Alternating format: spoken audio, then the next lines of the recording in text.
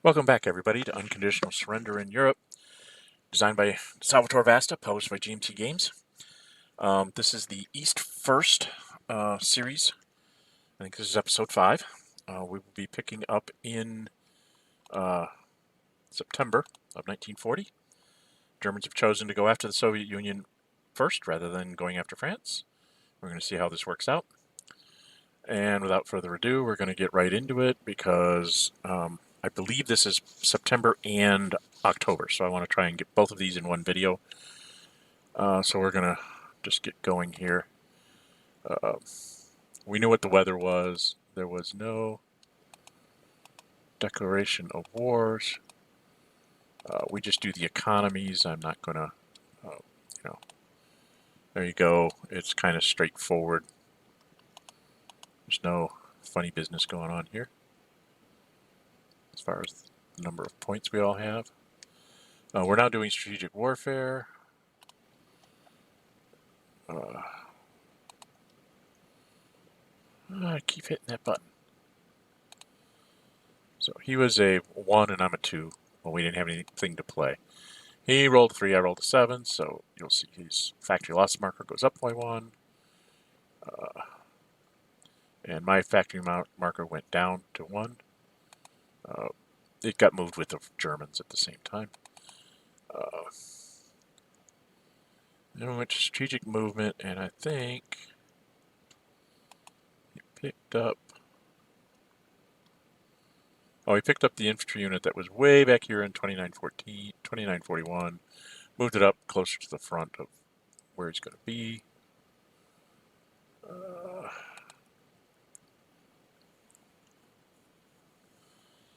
And I'm not sure what I did here with the Soviets.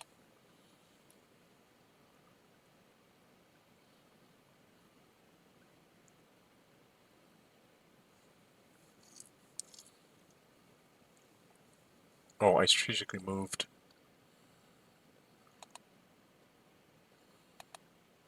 the guy that was up here in the city behind the Fifth Army, and just railed him up to in front up there by Leningrad, just so that I would have. He can still retreat, but the idea was to not let him get any kind of pot shot at Leningrad in the fort. I didn't do the odds. It just seemed like the thing to do, kind of enticing the armor to come get bogged down in the forests and the swamps. So we went into Axis operations. I think the first thing he does is he moves an airplane up here.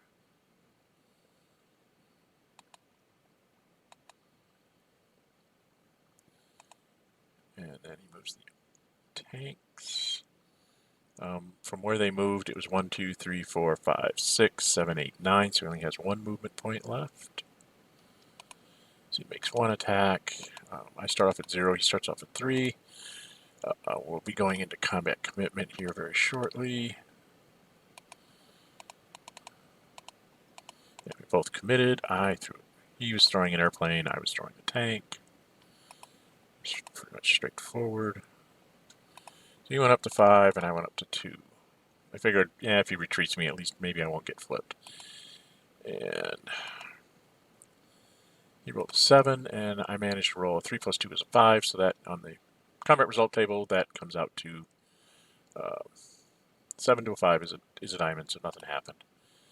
So we reset this. Then I think here he's flying his airplane at -2 to -4. He got a 1, I got a 1 essentially, so each took 1. And then he did it again, and we don't roll when we're at 1 sortie each, because it doesn't matter. You could cause 3 sorties on the other guy somehow, and it wouldn't matter if each airplane only has 1 sortie. They're both going to take a sortie and be used up. Then he moved Veluki up, thinking he might need it. The airplane up to Veluki. And then he activated this armored unit. 1, 2, 3, 4, 5, 6. So he should have 4 movement points left. 0, and reset his movement points left. And I think now we're back into combat commitment. And I went ahead and threw the other tanks marker here, thinking, hey, the thing is he has 4 movement points left. If I didn't throw it and he just took it, he was guaranteed of, getting another attack even across the river kind of thing. My idea here was maybe I'll get lucky, +5 to +2 like I did the last time. He doesn't quite move me, and then he moves me on the next turn, throwing in his airplane or whatever. That was my logic. I went to 2, and I thought he had committed here, but I guess he had not. So he went +3 to +2, and he managed to get a 9 to my 3. So it must have been, when he flipped it over, he said, "Oh, that's not what I wanted to do." Verbally, he said, "I really wanted to do. I didn't want to throw the airplane in." I was like, "It's okay. I still would have thrown the tanks in to try and hold you." So I ended up getting flipped. So it didn't work. He didn't add the airplane, and he did better than if he had, probably if he had added the airplane, he would have rolled a 1. So then he has 3 movement. He has 4 movement points left. So he's going to go ahead and knock down the Russian will there. He goes ahead and attacks across the river. So I'm at -2 and he's at +3. And I said, I don't have any more assets. I guess I could have flown the airplane. I didn't really see that I could have flown the airplane. But he didn't commit, and I didn't either. So, 5 + 3 is an 8. 3 - 2, if I'd have thrown in my airplane, a 3 to an 8 still would have been a DDD. So it works out good that I didn't use any assets there. So I still lost the guy, and I lost another will point. So I'm down 3 so far. And then he tried to move there, and I said, you don't have enough movement points to move over there. So he went there. And then he moved his infantry unit that was underneath the airplane, moved up to Lucci. That guy moved up to there. He can go around through Vilnius. It's 1, 2, 3, 4, 5, 6, 7, 8 to there. And then this guy activated 1, 2, 3, 4, 5, 6. I was at 0, and he was at 1. And again, he was. I think we both just mutually agreed that since he had rolled so fast that there was no commitment. I admonished him to make sure that we always go there because whether he can do it or not. Oh, that's what it was.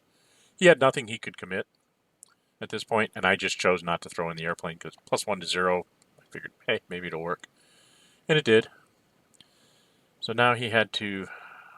He goes sliding south here. Get down here a little bit further so you can see what he's doing. Moves up here, and he's going to try and, penetrate the line to Kursk kind of thing.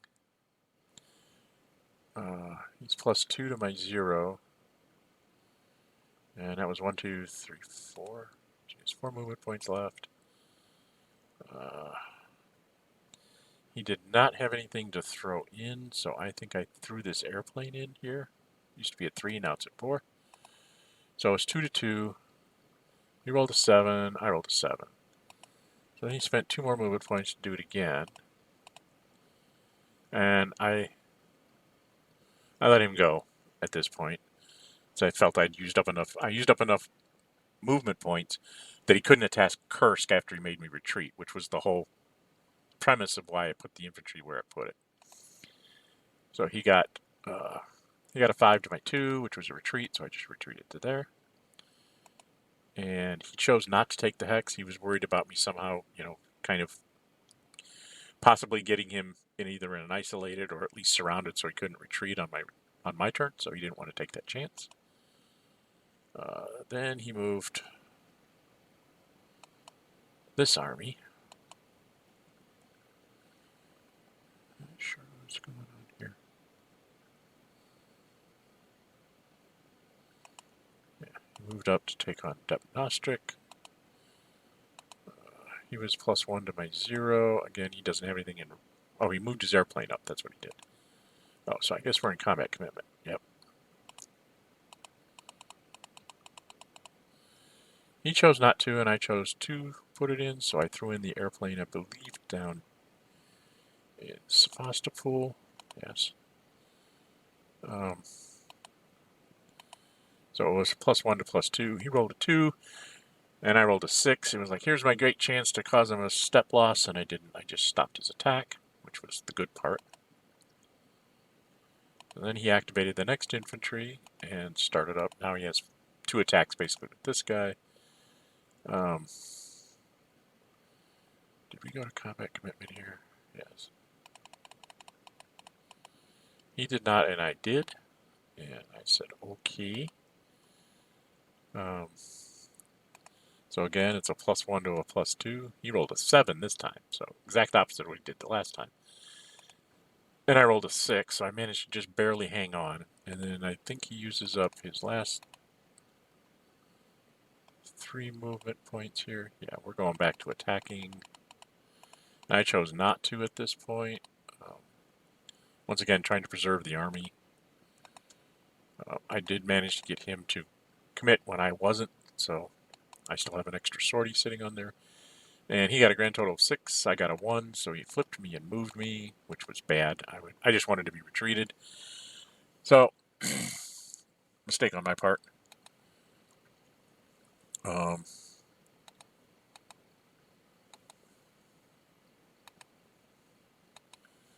We were adjusting his production there, and then he went with this guy. 1, 2, 3, 4, 5.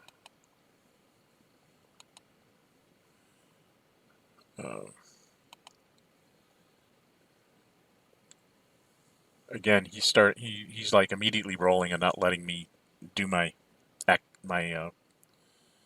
allocations, which I threw the airplane in. So, and then I ended up with a 5, which would made a difference because then I was retreated.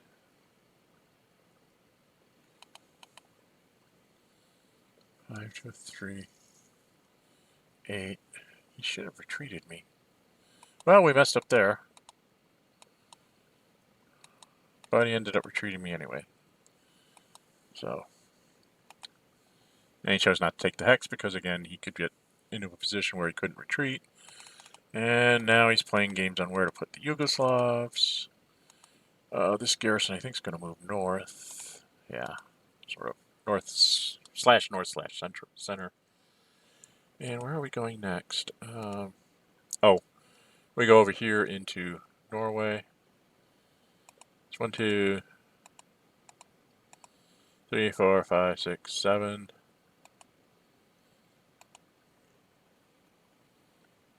I have no idea. Oh, we just reactivated the units. Okay. We activated the units there. He supplied that infantry unit with the guy in Norway. We went to the west, and here, I'm just going to quick scroll over here. This is a fairly standard move. The fleet moves 1 to 7, 2 to 10, into the port, 3 to 10, 4 to 7, and into Port Brest. So that's essentially what I did. Explained it to him. He's like, he wasn't going to intercept because it was a fleet escorting the convoy. He's like, nah, that ain't worth it. And then I moved the French into Calais. Supply my units. And we're going to the Soviets. And USSR 50th Army. Up here outside of Bryansk. I saw, his armor being able to get around me and actually isolating me, so I said, back up.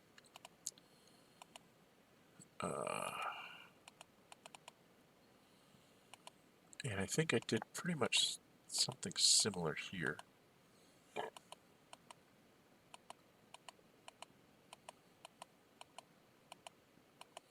That guy came out of Bologoya and went to there. This guy came down here to try and form up some kind of a river line. I'm hoping for basically poor weather next turn.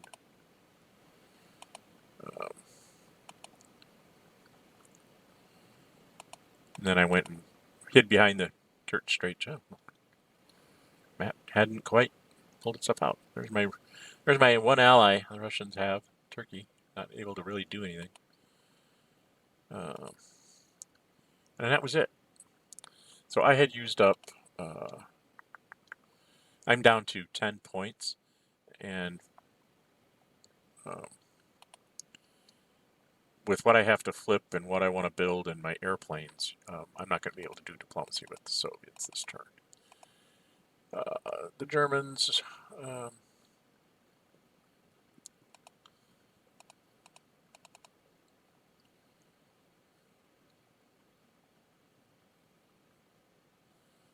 they went down to from 13 to 7, so they replenished 2 airplanes. And then, of course, the British are they're doing their fleets, so the map bounces around here. Then I think I go do the Soviets next. So 1 point to flip over the infantry unit. And then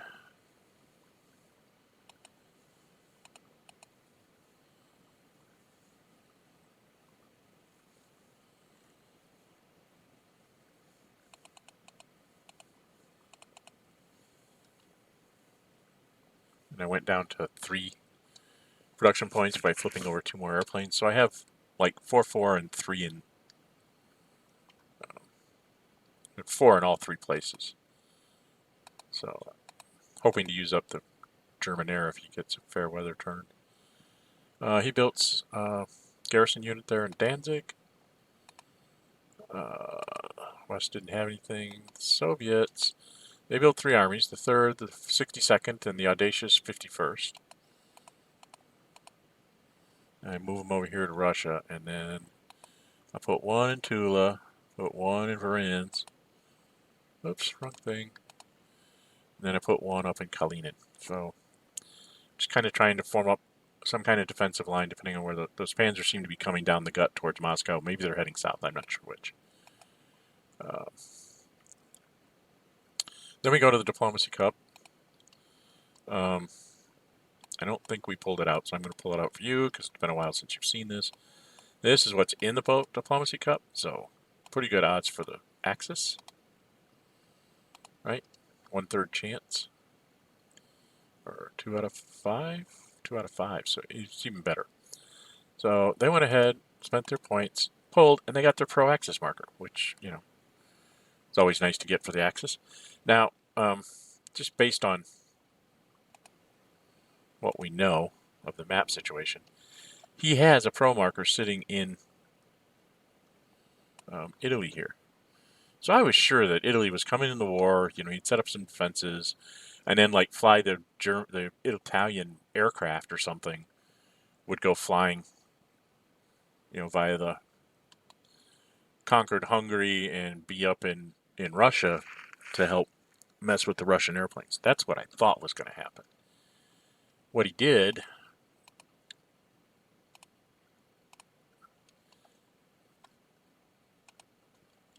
it doesn't show it. What's going on? Oh no, he. That's right. I forgot. He had a pro marker in Romania, so he went ahead and activated Romania so he'd have some more units. That's what he did. Okay. Sorry, I was thinking of the other thing. So he activated Romania instead of Italy. So which is better? I don't know. The West. I think I actually pulled everything out of the cup at this point to see what was there. And it's like now it's a 1 in 5. He had a 2 in 6. I have a 1 in 5 of good or bad. So I put them back in the cup, spent my money, and I put the political success and a no event in there, thinking, hey, the Russians will be able to pull. And then I realized when I got to the Russian turn, they don't have any points to pull, so they had to skip. So not a good move on my part. Not good at all. And this is us getting our stuff back from the turn track. We're just putting stuff on our faction cards. I got back my tanks. And then I got a Urals factory, so my Urals count went up by 1. And then he got his German infantry unit that he'll be able to build next turn. And we're into the weather phase. So this is too many things open. Weather track player aid card. So here we go. And he rolled a 5-6-3, which, you know, is about as worse as you can get for October. Severe, severe, poor. So, bing, bing, boom. Not a whole lot's going to happen here.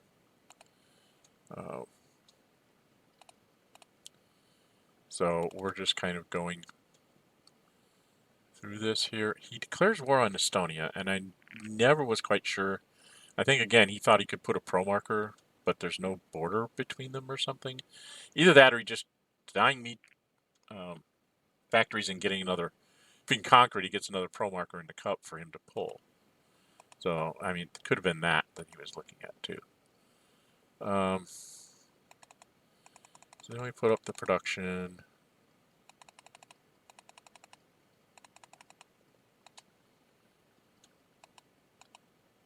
Got the strategic warfare. Again, it's 1 to 2. He rolled a 2. I rolled a 3. My one chance to like make a dent in the German thing, because he rolled a 1. I rolled a 1 right along with him, so he just got his factory back. And that didn't really help a lot. So, and then his strategic movement was to take that garrison he built in Danzig, and he dropped it up here in the swamps, because obviously this infantry unit is running, you're going to be running up to Estonia. So he wanted to have something to hold open supply lines and stuff. And his other moves, you'll see, are actually predicated on working in what? The Soviets now moved the 51st from Ferenz to this hole that was next to Kursk. So the Audacious 54st is back in the front lines. Then we go into Axis operations. So, first thing he does is he just goes ahead and, goes up to Estonia. Again, he's like going immediately and rolling and not giving me a chance to play my markers. So he's in a hurry to get this turn over with. So it was a 7 to a 4, which makes me retreat. That was the whole point of putting the Estonians where I put them, was in the hopes of getting a retreat and hanging on to him for one extra turn so he wouldn't get a pro marker right away. And I have another turn at the Diplomacy Cup before he gets an extra pro marker in there. 6th Army, I think, was in Velaluki, and he moved that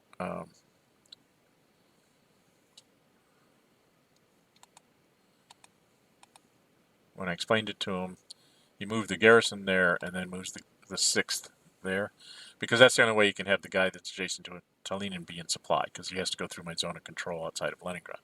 So he basically put units in the rail line hexes so that he can trace, back around through Velaluki and on into Poland and stuff.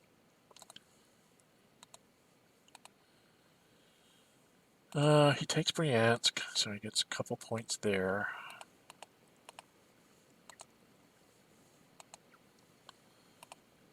And then he pretty much was like placing his armies to not let me get any breakthroughs. I think he was expecting it was going to become, winner no matter what. That was a mistake on my part, because he can go 1, 2, 3, 4, 5, 6, 7, and he's already turning the line in front of the Donets. Just me not paying attention.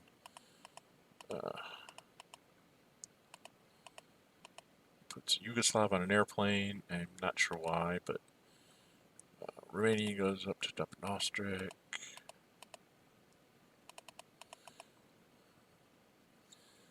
This guy takes Narvik. And the naval unit supplied him. Or maybe it didn't. I can't remember.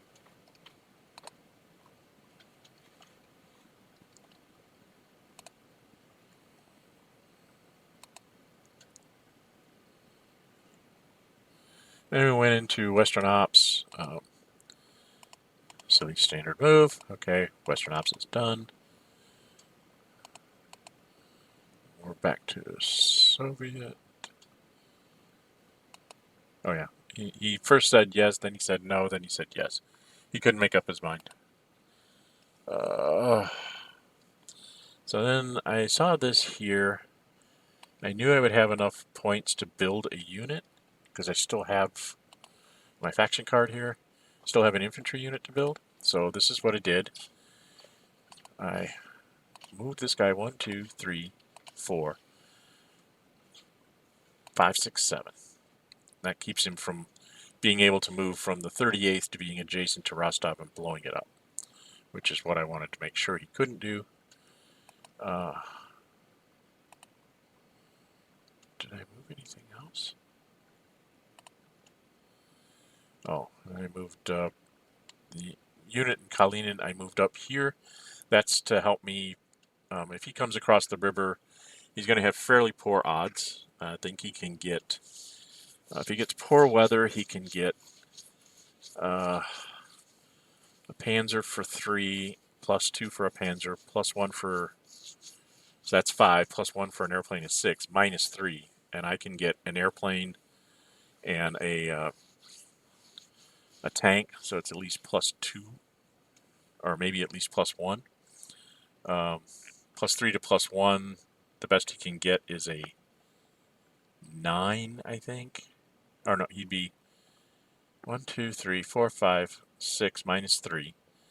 So he'd be +3, and I'd be +1. So odd.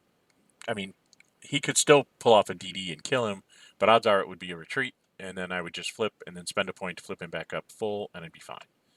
So I'd still hold the city. So that was why I did that, for prepping for November. Because I'm not going to have any dead units to build in November. It's just going to be airplanes and diplomacy at this point. So I'm down to 16 points with the Russians.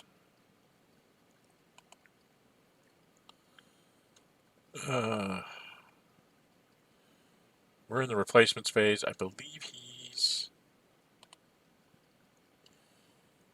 was at. Yeah, he was at like 14, so he took 6 off.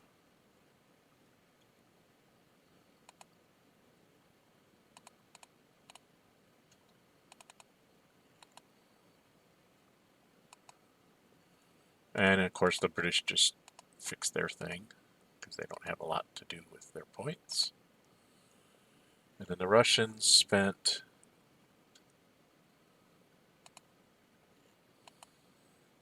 9.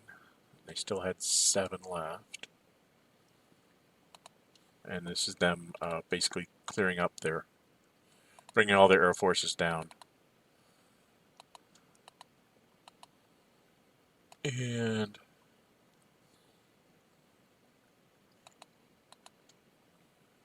we're in the upgrade phase. We go to mobilization. The Germans did have an infantry unit, so they built them in Danzig.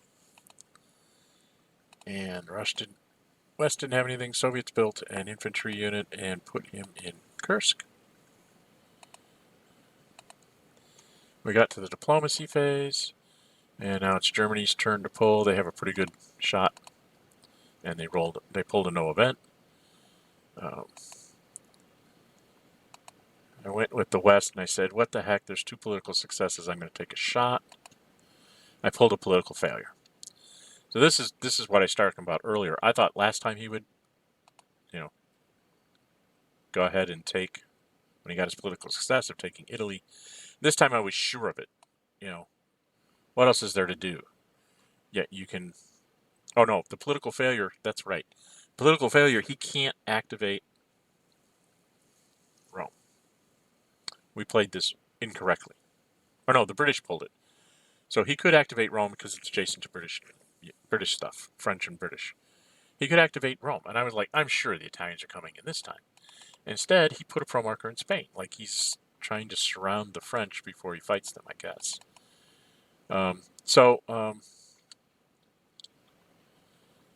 Soviets, what did they do? The Soviets went ahead and grabbed, a no event and the political failure and put it back in there to try and dilute the cup on the Germans. Yeah, it could be a disaster for the West, but I don't think the West is going to do anything except load the cup back up every turn from now on, because they really don't need things right away. Went to victory check, and here's the end of turn. This is us. I think the Germans just get, the French get their first guards tanks army, and the Germans get their 3rd Panzer Army. And that's the end of this turn. So, there you have it. That was September and October of 1940 in the East Front campaign. I'm Gen608. If you like my videos, please subscribe. Please press that like button. It helps in some kind of an algorithm with YouTube that will, the more likes something has, the more likely it is to stick around and be prominent when people are come looking for it. If you go look at my page, my YouTube page, you'll see that I don't have nearly enough followers to even be close to monetizing this, so I'm not doing it for that reason. I just want to keep these videos up here for everybody that is into war games like I am. They have something to watch. I know we're not the hugest crowd in the world, and this is not mainstream, so this is more for all of us just to enjoy watching what happens in these games. Okay, until we meet again, stay safe, and bye-bye.